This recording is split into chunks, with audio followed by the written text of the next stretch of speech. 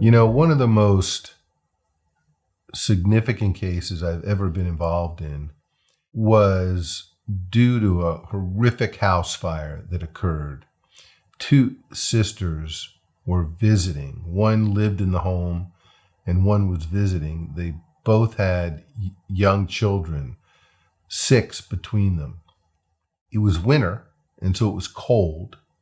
And there was a device, a heater air conditioner combination device.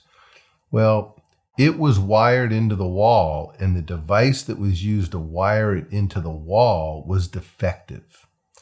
As a result, it created this intense heating where the electrical current was going through the device.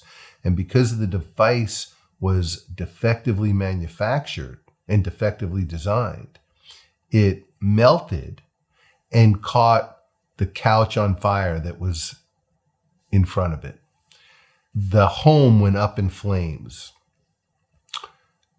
One of the sisters was asleep on the couch. This was in the middle of the night. And one of the sisters was asleep on the couch in the living room and was woken up by the smoke. And she got up and told her sister, who woke up the other young children in the house, 2 6-year-old twins and 11 and 12-year-olds. The twins got up and ran towards the front of the house, and one of the sisters opened the front door so they could get out. And by doing that, she unwittingly let air in that fueled the fire. The living room exploded into flames. Both twins were horribly burned. One survived 72 days before he died. His twin sister was burned on 40% of her body. 2 of their other siblings hid in closets and died from smoke inhalation. The device was a surface-mounted electrical outlet. And for years it had been made by a small electrical equipment company in New York City, where they paid a living wage to the workers to make that device. Well, a larger electrical supply company bought that small company in New York and decided they were going to make this product less expensively. So they fired everybody in New York. They moved the manufacturing to Mexico City. They hired lower wage employees.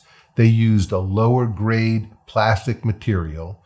They eliminated the quality control steps to ensure that the product was made correctly. And the reason I know all of that is because I actually went to Mexico City and inspected the manufacturing process. I watched what they did and how they did it and learned that they were substituting in a cheaper plastic material with a lower burn threshold.